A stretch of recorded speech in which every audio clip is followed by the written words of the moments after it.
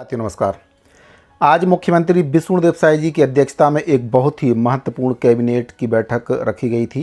Cabinet की बैठक समाप्त हो चुकी है और जिन प्रस्तावों पर आज कैबिनेट की बैठक में मोहर लगी है उसके बारे में आपको पूरी जानकारी इस वीडियो के माध्यम से दूंगा। जानकारी बताने से पहले आपसे निवेदन है कि अगर पहली बार इस चैनल पर आए तो चैनल को सब्सक्राइब जरूर करें। तो साथियों, आज जो कैबिनेट की बैठक रखी गई थी वह काफ़ी महत्वपूर्ण कैबिनेट की बैठक थी।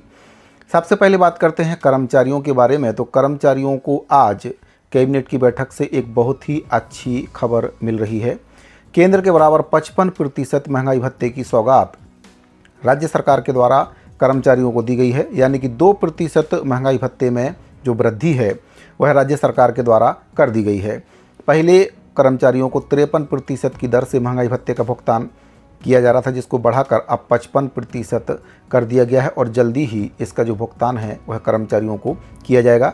आपको बताना चाहूँगा कि छत्तीसगढ़ कर्मचारी अधिकारी फेडरेशन के द्वारा चरणबद्ध आंदोलन का आगाज़ किया गया है, जिसका अगला चरण 22 अगस्त को रखा गया था, जिसमें काम बंद कलम बंद हड़ताल का आह्वान किया गया है और प्रदेश के समस्त कर्मचारियों से ये अपील की गई थी कि इस आंदोलन में ज़्यादा से ज़्यादा संख्या में भी शामिल होकर इस आंदोलन को सफल बनाएं।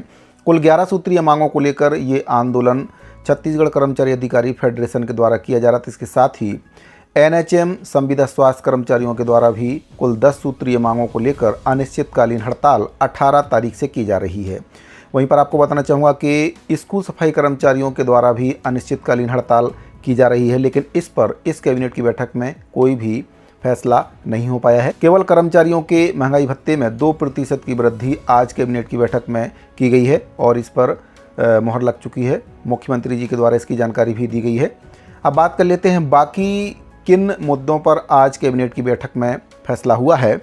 तो आपको बताना चाहूँगा कि आज जो कैबिनेट की बैठक रखी गई थी उसमें निर्णय लिया गया है कि राज्य के अनुसूचित क्षेत्र एवं माडा पॉकेट क्षेत्र में रहने वाले अंत्योदय और प्राथमिकता श्रेणी के परिवारों को सार्वजनिक वितरण प्रणाली के अंतर्गत हर माह वितरित किए जाने वाले 2 किलो चना की आवश्यक मात्रा नागरिक आपूर्ति निगम द्वारा NEML ई ऑक्शन प्लेटफॉर्म के माध्यम से खरीदी जाएगी। ये खरीदी वित्तीय वर्ष 2024-25 में स्वीकृत 0.25% या इससे कम ट्रांजैक्शन सर्विस चार्ज पर की जाएगी। इसके साथ ही मंत्रिपरिषद ने कहा है कि जुलाई 2025 से नवंबर 2025 तक जिन हितग्राहियों ने चना नहीं लिया है उन्हें पात्रता के अनुसार ये चना दिसंबर 2025 तक दिया जाएगा। मंत्रिपरिषद ने नया रायपुर में सूचना प्रौद्योगिकी IT IITS उद्योग की स्थापना को प्रोत्साहित करने के लिए 90 एकड़ भूमि का भूखंड को रियायती प्रीमियम दर पर आवंटित करने का निर्णय लिया है। इस फैसले का उद्देश्य IT क्षेत्र में निवेश को आकर्षित करना और औद्योगिक विकास को गति देना बताया जा रहा है। रियायती दर पर भूमि उपलब्ध होने से निजी क्षेत्र की भागीदारी बढ़ेगी और रोजगार के नए अवसर सृजित होंगे।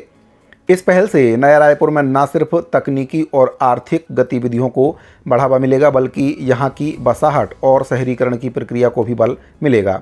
IT कंपनियों की स्थापना से क्षेत्र में आधारभूत संरचनाएं विकसित होंगी, जिससे स्थानीय निवासियों को भी प्रत्यक्ष और अप्रत्यक्ष लाभ मिलने की उम्मीद जताई जा रही है। तो साथियों, ये कुछ महत्वपूर्ण फैसले हैं जो आज कैबिनेट की बैठक में लिए गए हैं।